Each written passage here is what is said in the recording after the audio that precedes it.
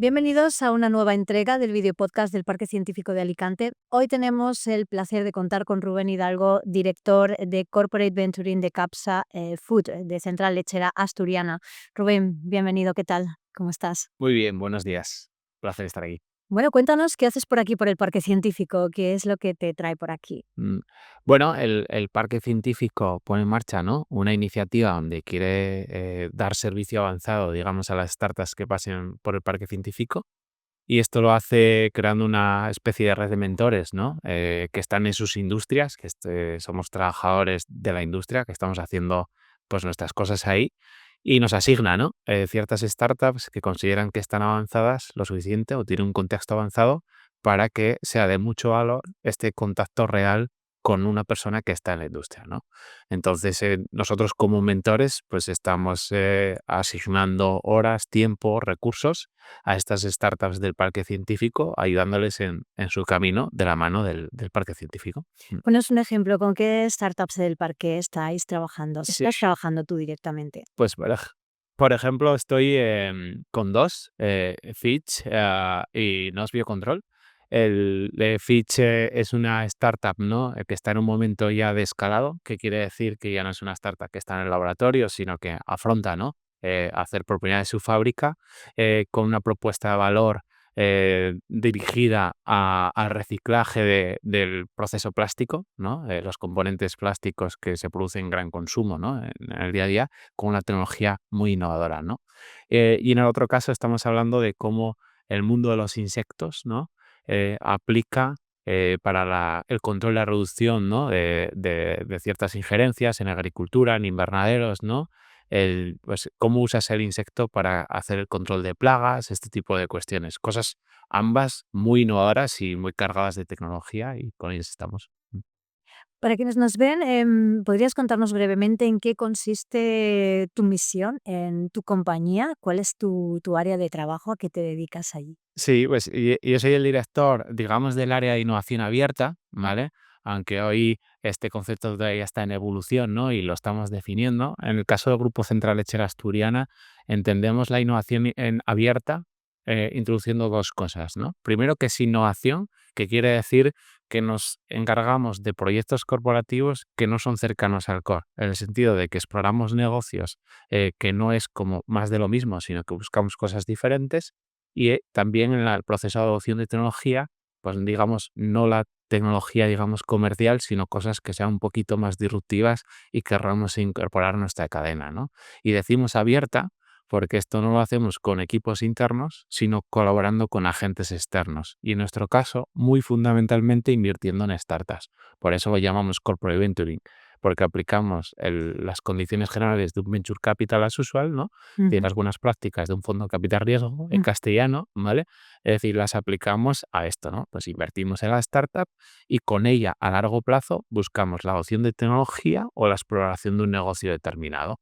Si quieres algún ejemplo de esto, ¿no?, pues exploración de negocio, pues el campo de la alimentación funcional, que es un poco más disruptivo que hacer pues Sí. productos de leche, nata, mantequilla, que es nuestro core business principal, o en la adopción de tecnología, por ejemplo, tenemos proyectos de digitalización masiva de nuestra cadena de suministro para detectar en tiempo real y calcular huella de carbono, temas de biodiversidad y todo este tipo de cuestiones.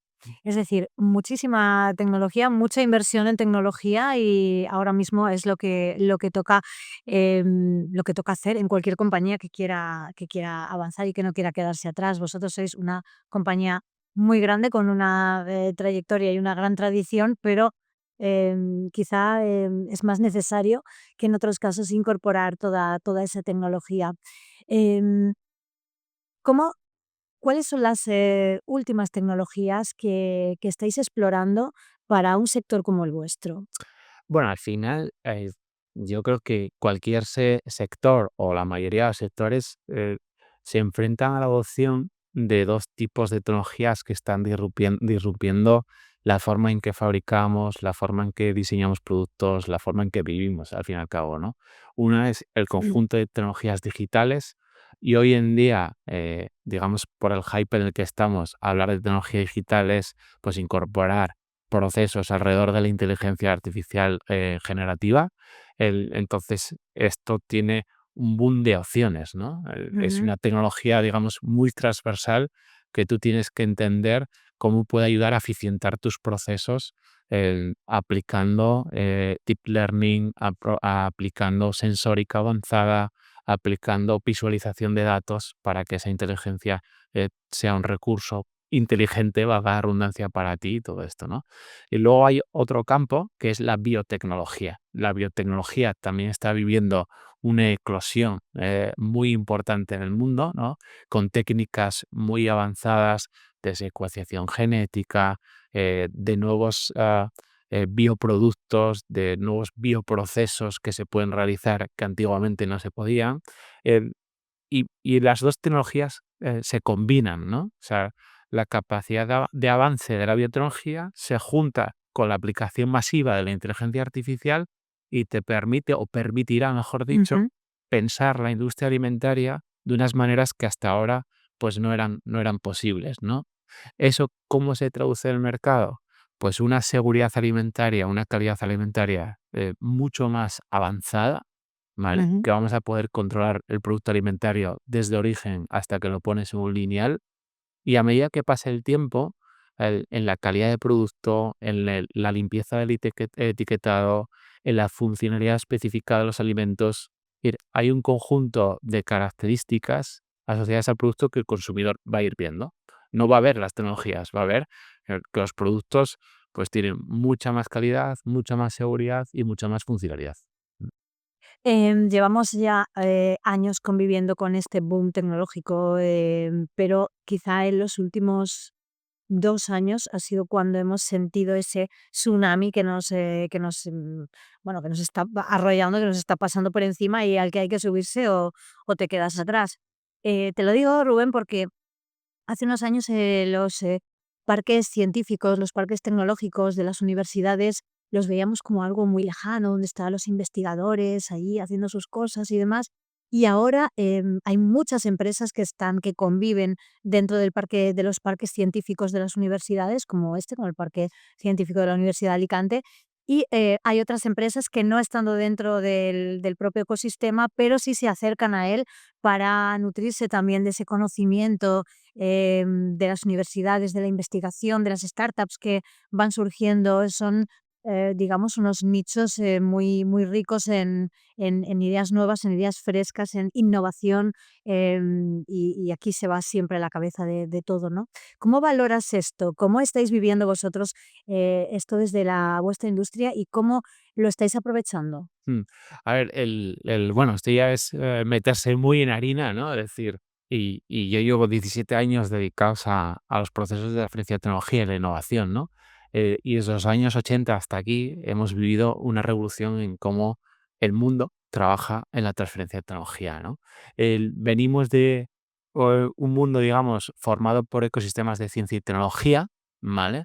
Donde la típica imagen que la gente pueda visualizar es gente con la bata blanca, medidas de seguridad extremas, mucho aislamiento, Sí. cada uno con su cosa, la universidad por un lado y la industria por otro, eh, Desconocimiento, largo misterios. plazo, el consumidor o la sociedad, mejor dicho, no entiende, o sea, le es como oculto todo esto, ¿no? Venimos de un poco de ese mundo. Ujú, Que ahora, digamos que vamos a un mestizaje profundo de todo, ¿no? Y por tanto estamos dando forma a ecosistemas que yo llamo de innovación y emprendimiento, ¿vale? Digamos que lo principal sigue siendo la transferencia de tecnología, pero cómo ésta se produce son ciclos de adopción mucho más rápido, mucho más complejos por los múltiples agentes que se relacionan y donde la sociedad tiene que visualizar eh, mucho evento de contraste, mucha conversación, mucho mestizaje, la universidad pegada a la industria pegada al consumidor, ecosistemas donde todos los agentes se mezclan y donde los modelos también de financiación de esa transferencia de tecnología pues son más basados en capital riesgo, ¿vale? Es decir, tenemos un ecosistema de innovación de emprendimiento donde hay muchos actores en el puzzle y que trabajan simultáneamente. Y hay ciclos rápidos de prueba y da error y vuelves atrás y descubres una nueva idea, ¿no? Entonces, es muy visual para la gente entender que estamos hablando de mucho mestizaje, donde ya no cabe el aislamiento, ya no caben los hilos y cabe pues experiencias como esta, ¿no? Donde digamos todos estamos jugando la partida simultáneamente. Pero claro, ha nacido un nuevo jugador hace, bueno, tú decías desde los años 80, efectivamente. Fechémoslo ahí, pero en los últimos tiempos, en los últimos 10 años, ese ecosistema startup, Mm. que era algo que no existía Ya, directamente, no existía. Por eso te decía, se ha incorporado un nuevo actor a la película, un nuevo jugador al juego, y yo creo que es muy enriquecedor, ¿verdad?, para las empresas esta interacción, este triángulo entre conocimiento, investigación, startups, empresas y grandes corporaciones. mm. Bueno, yo es que soy tremendamente evangelizador del emprendimiento como pieza indispensable para la transferencia de tecnología. Te decía antes el puzzle, ¿no? Pues el emprendimiento es la pieza que une todo, ¿no? Entonces, un ecosistema de innovación y emprendimiento, su base de cálculo es el proyecto de emprendimiento, ¿no? De maneras muy distintas, ¿no? Desde el lado de la universidad generando spin-offs, desde el lado de la industria generando innovación abierta, desde el lado de la financiación pues también esos venture capital, esos fondos de capital riesgo que deciden apostar por inversiones en empresas de rápido crecimiento, ¿no? Y esto es muy deseable que ocurra, ¿no? Es decir, la gente se puede preguntar, bueno, pero ¿esto por qué es necesario, ¿no? Entonces, aquí hay que entender algunas cosas, ¿no? Lo voy a reducir en dos por no Ujú. explayarme demasiado. Antiguamente la transferencia de tecnología se buscaba que fuera directamente el grupo de investigación industria o centro tecnológico industria. Para eso se formaban consorcios, ¿no? Financiados con subvención pública para tener incentivos que superaran el valle de la muerte de la adopción de la tecnología, ¿no? Son ciclos muy largos y luego los incentivos de hacer eso pues no están muy claros, ¿no? Porque al final un centro tecnológico no va a vivir de facturar el uso de la tecnología a largo plazo. Claro. Ellos tienen que volver a pensar en la próxima tecnología, ¿no? Entonces llega un momento que la adopción no está incentivada, ¿no? Si metes ahí una spin-off, que es una startup, está totalmente incentivada a cómo la tecnología se engrana en una cadena de producción o lo que sea, porque quiere vivir de eso. Sí. Quiere escalar y quiere que esa tecnología realmente tenga su aplicación al mercado. Por tanto, es un mecanismo que ponemos ahí acelerador de la transferencia de tecnología. Segundo caso, la industria antiguamente tenía sus investigadores cerrados, Ujú. seguridad, todo esto, ¿no? ¿Qué pasa? El mercado evoluciona tan rápido que tú puedes estar investigando y ser súper experto durante 15 años de una cosa que ya no es lo que el mercado necesita, Claro. que ya no es lo que el mundo espera, ¿no? Se va muy ¿Cómo, deprisa, ¿eh? cómo solucionas eso? Metiendo equipos externos que piensan de una manera radicalmente distinta a la tuya y que no tienen la mochila de 15 años de experiencia en tareas concretas, disciplinas concretas, ¿no? Ujú. Entonces eso da mucha versatilidad a las industrias para adoptar innovaciones, testarlas y si funcionan, sumergirse con la startup en ese negocio. Esto es como, no sé, se me ocurre el símil de si tener una neurona o tener una red neuronal que piense en global y que comparta todo ese conocimiento y que se transmita, se dé órdenes entre sí y se compenetre para poder obtener mejores resultados, para optimizar los resultados. Y esto es un poco lo que está haciendo pues toda esta red que se está tejiendo, startups, parques científicos, Mm, parques tecnológicos, empresas, corporaciones, porque, claro, a la startup le hace falta, necesita y se nutre de la experiencia, del conocimiento, de la potencia de grandes corporaciones como la vuestra y, a la vez, vuestras, empresas, vuestras compañías también se nutren de esa frescura y de ese algo que ellos han descubierto, porque están focalizados en esa cosa, concreta que luego desarrollándolo a vosotros os va a hacer enriquecer también mm. vuestra actividad. ¿Y en qué punto crees que está en España ahora mismo todo este proceso? Es decir, si nos tenemos que fijar en el conjunto de Europa e incluso irnos a otros continentes, ¿en qué punto del ranking crees que estaríamos en cuanto a aprovechamiento de estos recursos y en cuanto a cooperación de todos estos ecosistemas? Bueno, ahí es una pregunta que voy a ser muy realista. España está un poquito por detrás en el contexto de Europa. Yo he estado en el ecosistema de Países Bajos, el ecosistema de Reino Unido, de Alemania, y son ecosistemas más dinámicos. Luego explicaré qué significa esto. Ujú. El, el sistema americano realmente es el que ha definido la industria de la innovación, ¿no? Por tanto, tiene mecanismos muy robustos y muchos ciclos de cómo se hace esto con precisión. Y tenemos el gigante asiático, China, devorando literalmente todo esto, ¿no? Y Sí. China, por suerte o por desgracia, cuando se pone con algo, se pone de verdad, se pone todos los recursos y realmente si vamos a China, pues veremos mucho avance, ¿no? El, España tiene que creer más en sus opciones, ¿vale? Que quiere decir que tiene que invertir más en su emprendimiento, ¿vale? Tenemos típicamente una versión al riesgo más limitada culturalmente en el país, que eso nos impide siempre ver rápido el error, el fracaso, el esto, ¿no? Y la innovación es que es esencialmente arriesgar y fracasar. Arriesgas y fracasas un montón de veces y ganas una, ¿no? Ujú. Entonces, eso a la cultura española no le va bien, ¿no? Digamos, ¿no? ¿Por qué? ¿Por qué no entendemos este concepto tan sencillo y de me caigo, me caigo, me levanto y esto es prueba error y en algún momento voy a encontrar esa tecla que suena, ¿no? Entre ese piano que no funciona. Bueno, el, profundizando, esto igual es ya un poco friki, ¿no? Pero Vamos a ser frikis, ¿no? Oye, ¿qué nos lo impide? Estamos en un parque científico. ¿Qué el, otra oportunidad voy a tener mejor de ser friki que con claro, Rubén? la innovación tiene dos caras, ¿no? Una que es la que, digamos, la sociedad entiende mejor, que es la innovación de eficiencia, ¿no? Ujú, Y eso España es un país extremadamente bueno con esto. Nuestros ingenieros, nuestros economistas, nuestros comerciales son perfiles top en las industrias al hacer esto. ¿Qué es la innovación en eficiencia? Esa innovación incremental de mejora continua, ¿no? Entonces, eso a la cultura española le va bien, ¿no? ujú, Porque tú cuando estás trabajando en hacer las cosas mejor, ¿no? O reducir tus errores, eh, culturalmente estamos muy bien preparados para ellos, ¿no? Y adaptamos mejora de proceso, incrementamos ventas y todo esto, ¿no? Pero digamos que esa innovación es de valor de poquito a poquito, ¿no? Menos defectos, más ventas, por ahí nos movemos, ¿no?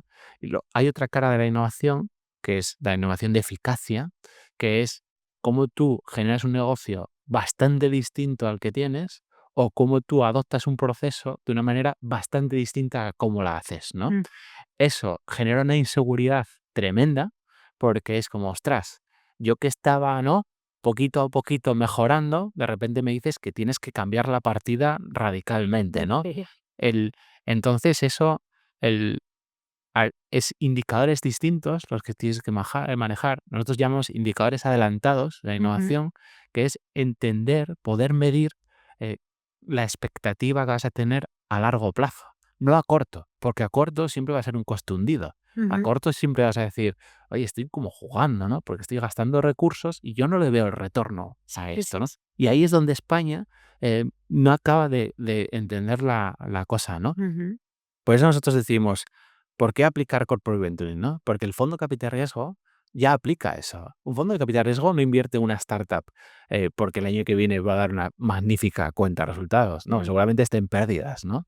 ¿Qué espera? Que en 6, 7 años la empresa sí que genere EBITDA y beneficios y facturaciones relevantes, ¿no? mm, Entonces ellos tienen la capacidad de medir cómo experimenta, cómo eso es gasto, torpeza, errores, pero sí que tiene indicadores para decir, con toda esa incertidumbre estamos ganando algo de certidumbre y eso nos hace tener la expectativa de mm. que a futuro va a ser rentable, ¿no? Eso es lo que tiene que aprender a España, esa forma de pensar. El mundo anglosajón lo sabe muy bien, es muy riesgoso en ese sentido, porque sabe que la innovación y eficacia, una vez que la consigues, el beneficio, el valor es tremendamente brutal, elevado y deseable, ¿no? Claro. Mm. Bueno, y volviendo a Fitch Technologies, con quien estáis trabajando, quien estáis mentorizando en este momento, ¿qué potencial ves en el modelo de negocio de Fitch? Bueno, mira, el, obviamente el mundo del plástico, ¿no? La industria del plástico, la innovación va a resolver los retos más grandes, ¿no? Ujú, O sea, claro. es decir, la gente me dice, pero ¿por qué hay que innovar tanto, Rubén? ¿No? Y dice, pues mientras tengamos retos y desafíos como humanidad, la innovación seguirá existiendo. Entonces, mucho me temo que eso nunca va a dejar de ser y por tanto la innovación siempre va a ser necesaria, ¿no? Entonces, lo que un emprendedor tiene que ver es qué gran reto hay que resolver, ¿no? Y Fitch ha decidido apostar, ¿no? Por un mundo donde la necesidad de hacer plástico, digamos, nuevo, pues sea más limitado, ¿no? Ujú, Y ese es digamos, el reto grande al que se enfrentan, ¿no? Porque obviamente depender del plástico continuamente y que generemos materias primas, pues eso entendemos, ¿no? Como sociedad que es muy riesgoso, costoso en términos de contaminación, pues muy importante. Y ellos aplican tecnología concreta para reciclar partes del plástico ujú, que hasta hoy no se podían reciclar. sí. No voy a entrar en detalles por no aburrir, ¿no? Pero fíjate lo interesante, cómo aplicamos conocimiento científico técnico para que tu Tetra Pak, que tiene 3 capas, de materiales y no todas estaban recicladas, pues de repente aparece Fitch y da una solución Ujú. para que se pueda recuperar ese plástico y volver a ser usado. Esa es la magia del emprendimiento, ¿no? Poder aplicar la tecnología de esta manera. Qué bien que lo hayáis encontrado aquí en Alicante, en una startup alicantina. Se nos está acabando el tiempo, pero de forma un poco más telegráfica sí que me gustaría preguntarte, mirando al futuro, ¿qué tendencias crees que marcará la evolución en el sector agroalimentario? Mm. Muy rápidamente. Bueno, volviendo al origen, ¿no? El sector alimentario, tiene que seguir apostando por el sector primario, por sus cadenas de suministro en el país que son maravillosas, ¿no? Y esto es tecnificar con inteligencia artificial, con algoritmia, con sensórica avanzada, con visualización satelital, es decir, un conjunto de tecnologías que tienen que eficientar la manera en que el sector primario español desarrolla su actividad, ya Ujú, sea una ganadería, ya sea agricultura, ya sea un invernadero, ¿no? El intentar que el país tenga una agricultura de precisión, en tanto que usa la tecnología para ser mucho más eficiente, ¿no? Del lado de la alimentación, tenemos 10 años por delante, ¿no? Donde estamos consiguiendo etiquetas limpias, que quiere decir que cuando tú coges un producto, le das la vuelta, ujú, justo están los ingredientes que esperas, si es carne, carne, si es leche, leche, si es lechuga, lechuga, y nada más. No hay químicos, no hay cosas extrañas, no hay cosas que entiendes, ¿no? Y una vez que conseguimos eso, iremos a mejorar el perfil nutricional de los alimentos, es decir, menos sal, menos azúcar, menos ujú. grasas saturadas, vamos a proveer de alimentos un poquito más sanos. Y a partir de ahí, lo que la tecnología está haciendo es que entremos muy en el campo de la funcionalidad, es decir, tu organismo no es el mío, es mismo el tuyo que el mío. Tienes tus bacterias en tu organismo que son tuyas, que son las Ujú. mismas que las mías, y tienes tu código genético que no es igual el tuyo que el mío. Lo que la tecnología va a hacer es entender esa realidad, entender que tu organismo, para que tú seas una persona sana, que significa una cosa para ti distinta que para mí, el mundo alimentario, aplicando la tecnología, puede ser preciso, nutriente y alimentándote. Muy bien, pues el futuro se ve bonito, ¿no? Se ve alentador. Em, un titular barra consejo final para los emprendedores que nos estén viendo. Bueno, es difícil, ¿no? Condensar para el emprendedor una recomendación, pero yo le diría el equipo, ¿no? Forma un buen equipo. Una startup tiene que ver con gestión, tiene que ver con tecnología y tiene que ver con marketing, entender tus canales de venta. Así que no seamos ni solo tecnólogos, ni solo buenos gestores, ni solo buenos vendedores. Tenemos que ser, por desgracia o por suerte, todo eso de conjunto.